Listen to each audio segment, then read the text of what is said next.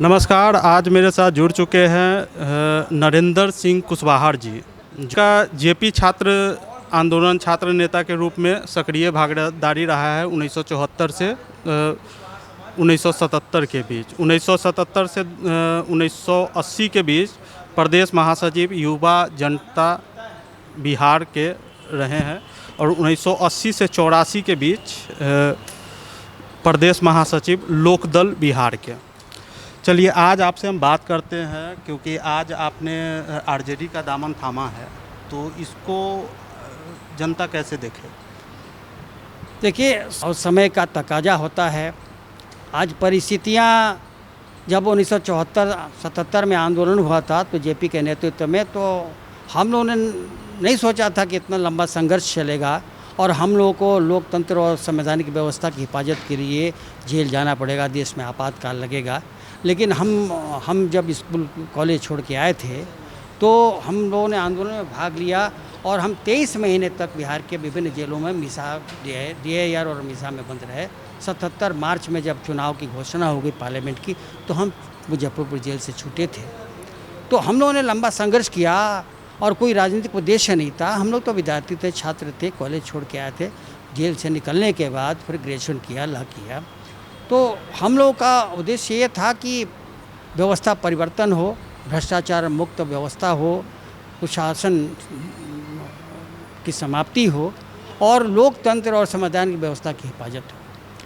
आज जब से मोदी सरकार आई है, शुरू में तो लगा कि चूँकि तत्कालीन कांग्रेस का विकल्प आया तो 2014 में, लेकिन उसके बाद जो भाजपा का एजेंडा था, RSS का एजेंडा था, जिसमें वो मनुवादी संस्कृति की पुनर्वापसी करना था, अम्बेडकर के संविधान की धज्जियां उड़ाना था। अभी हम बात करेंगे बिहार पे, का है कि वो लगभग केंद्र पर बात हो रहा है। तो बिहार में नीतीश कुमार, जो एक तरह से यो कहिए कि पिछड़े दलितों के और कर्पूरी ठाकुर, श्रद्धेय जननायक कर्पूरी ठाकुर के बड़े हिमायती थे, डॉक्टर लोहिया के शिष्य अपने को बताते थे, समाजवादी कहते थे।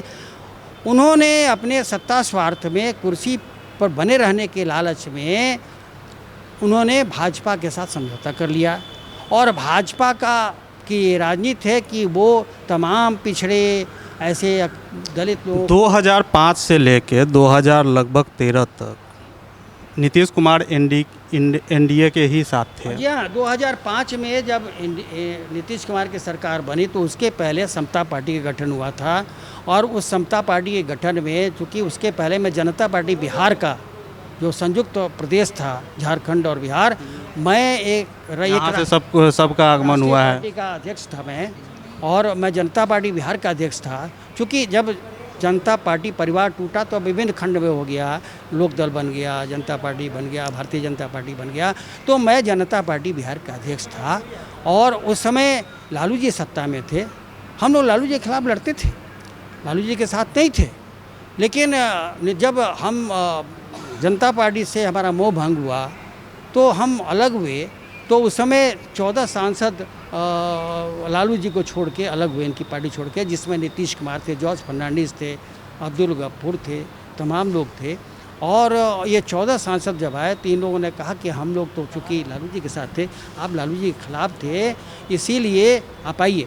तो समता पार्टी पूरे बिहार में जो जनता दल जॉर्ज का अभियान चला 1994 में 3 महीने तक, तो लगातार 12 जो नाम छपता था, जो एक समीकरण वहाँ हुआ, चूँकि जादववाद का इल्ज़ाम लगता था या आरोप लगता था लालू जी पर, तो एक लॉ कोर्स का समीकरण या अति पिछड़ों का समीकरण बना और उसमें नरेंद्र कुशवाहा एक बड़ी भूमिका थी मेरी। चूँकि उस समय कुशवाहा नाम लिखने वाला कोई बिहार में नहीं था। कोई मंत्री, विधायक, सांसद होता था, वो सिंह, सिन्हा, चौधरी, वर्मा, महतो हो जाता था, लेकिन कुशवाहा नहीं था। तो जैसे शकुनी चौधरी थे, उनको लोग शुरू में नहीं जानते थे कि वो कुशवाहा है, लेकिन जब नरेंद्र कुशवाहा गूंजा जनता पार्टी के अध्यक्ष के तौर पे, तो लोगों ने कहा कि ये कुशवाहा कौन है। तो ये कुशवाहा आज कुछ, चूँकि कुशवाहा एक पहचान बन गई है। और फिर बाद में उपेंद्र प्रसाद सिंह, जिसको नीतीश कुमार, उपेंद्र प्रसाद सिंह थे, इसको उपेंद्र कुशवाहा नीतीश कुमार ने बनाया। आज तो बड़ा नीतीश कुमार का बनाया हुआ, नीतीश कुमार का बनाया हुआ नाम दिया ताकि लोग जाने कि ये कुशवाहा कौन है, कुशवाहा है। क्योंकि और इसके बाद चूँकि लाजमी है जो कुर्सी पा लेता है यहाँ, आप कुर्सी पे बैठ गए तो लोगों का तांता लग जाता है भेंट करने के लिए। यहाँ कुर्सी की अहमियत है जो तो नरेंद्र कुशवाहा जीत नहीं पाया। हम पार्लियामेंट में लड़े, हम 93 कहाँ पटना का चुनाव लड़े थे, जनता पार्टी के अध्यक्ष थे, तो बाई इलेक्शन हुआ था 93 में पटना लोकसभा उपचुनाव हम लड़े थे, जिसमें राम कृपाल जी थे, लालू जी के कैंडिडेट थे, हम जनता पार्टी के थे। सीपी ठाकुर जो भाजपा में आज हैं उसमें कांग्रेस के उम्मीदवार थे। तो एक बहुत लंबा इतिहास रहा है और समता पार्टी के फाउंडर हम थे, उसके फाउंडर जनरल। बोला जाता है समता पार्टी के अति में कि जब जनता दल यूनाइटेड बनाया गया, जनता दल यूनाइटेड तो बाद में बना, जब बाद में बना, शरद मतलब यादव से हाँ, उस समय जॉर्ज फर्नांडिस जो थे उन्होंने सबसे ज़्यादा इसमें योगदान दिया था। समता जो जनता दल जॉर्ज ही नाम पड़ा था ना। शुरू में जब ये 14 सांसद निकले तो जॉर्ज फर्नांडिस के नेतृत्व में निकले, उसमें नीतीश कुमार मुख्य भूमिका में थे, लेकिन जॉर्ज फर्नांडिस का ही नाम था, बड़े नेता थे। तो जॉर्ज फर्नांडिस का तो जनता दल जॉर्ज बना, जनता दल से टूट के जनता दल जॉर्ज बना। तो उस जनता दल जॉर्ज का जो अभियान चला 3 महीने पूरे बिहार में, 15-16 गाड़ियाँ चलती थी और लगातार 3 महीने तक बिना ब्रेक के पूरे बिहार में हम लोग घूमे, जगह जगह, हर जिला में, हर महत्वपूर्ण जगह में, शहर में गए। और उस अभियान के बाद 19 अक्टूबर 1994 को जनता दल जॉर्ज की आतंकवाद, जंगल राज एवं आतंकवाद के खिलाफ, जो लालू जी के खिलाफ था, वो एक महारैली हुई थी। और उस समय शकुनी चौधरी को हम पहल करके ले गए थे, जॉर्ज को ले गए, नीतीश को लेके गए और शकुनी चौधरी को हम लोग ले आए कि भाई आइए, आप विधायक हैं। और वहाँ कोई दबंग विधायक आता है तो हर समाज का लोग पहले तलहटी पे लेकर चलता था। तो शकुनी चौधरी आए और 19 अक्टूबर 1994 को समता पार्टी, जो जनता दल जॉर्ज की रैली थी, उसी दिन नामकरण हुआ था समता पार्टी, याद रखिएगा, 19 अक्टूबर 1994। और उसका मुख्य जो एक किरदार था उसमें नरेंद्र सिंह कुशवाहा था और उपेंद्र प्रसाद सिंह जो उस समय थे, जो आज उपेंद्र कुशवाहा केंद्रीय मंत्री रहे हैं, सांसद हैं और समाज के एक ठेकेदार अपने को कहते हैं कुशवाहा समाज के, जो अपनी कुर्सी के लिए समाज को रोज़ बेचते हैं। कभी नीतीश कुमार को गाली देंगे, कभी अलग होंगे, कभी लालू जी के साथ आए, कभी लालू जी से अलग हो गए। और लालू जी ने तो समझौता उन्होंने किया था, पार्लियामेंट के चुनाव में 5 सीट दिया था, हार गए, लेकिन रहना चाहिए था। लेकिन फिर भाजपा के साथ समझौता करके 1 सीट पाए और वो भी हार गए काराकट से। काराकट ही मेरे घर है, विक्रमादित्य के हम रहने वाले। तो सवाल ये है कि आप, और फिर उनको 2 साल का राज्यसभा दे दिया, तो उनको कुर्सी चाहिए, कुशवाहा की ठेकेदारी के नाम पर कुर्सी चाहिए। तो कुशवाहा को भंजाने वाले लोग कुशवाहा समाज के दुश्मन हैं। आज सम्राट चौधरी हैं, बहुत। आप अपने आप को कुशवाहा का नेता मानते हैं? चूँकि हम देखिए कुशवाहा का नेता, तो कुशवाहा तो नरेंद्र कुशवाहा से ही पहचान बनी कुशवाहा की। उसके पहले तो बिहार में 80 और 90 के दशक में कोई कुशवाहा था ही नहीं। बोला जाता है सम्राट चौधरी कुशवाहा के नेता के तौर पर उनको प्रेजेंट किया जाए। तो शकुनी चौधरी के बेटा हैं, तो शकुनी चौधरी कुशवाहा के नेता इमर्ज करके आए थे।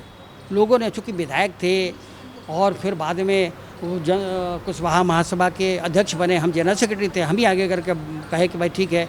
और उसी सम्मेलन में हुआ था कि भाई ठीक है, तो शकुनी चौधरी के नाम पर ही कुशवाहा, सम्राट चौधरी को लालू प्रसाद ने, हम तो लालू जी के साथ नहीं थे, लेकिन लालू जी ने नाबालिग रहते हुए उनको मंत्री बनाया था। अभी जैसे बोला जाता है कि अगर नीतीश कुमार के बाद अगर कोई भी एनडीए का चेहरा होगा तो सम्राट चौधरी चेहरा हो सकते हैं। वो हमारी शुभकामना है कि भाजपा उनको बना दे, लेकिन भाजपा घोषित तो पहले करे हो। तो नीतीश कुमार को भी डायलेमा में रखा है। और उत्तर प्रदेश बगल में है, बगल में तो केशव प्रसाद मौर्य को अध्यक्ष बनाया था।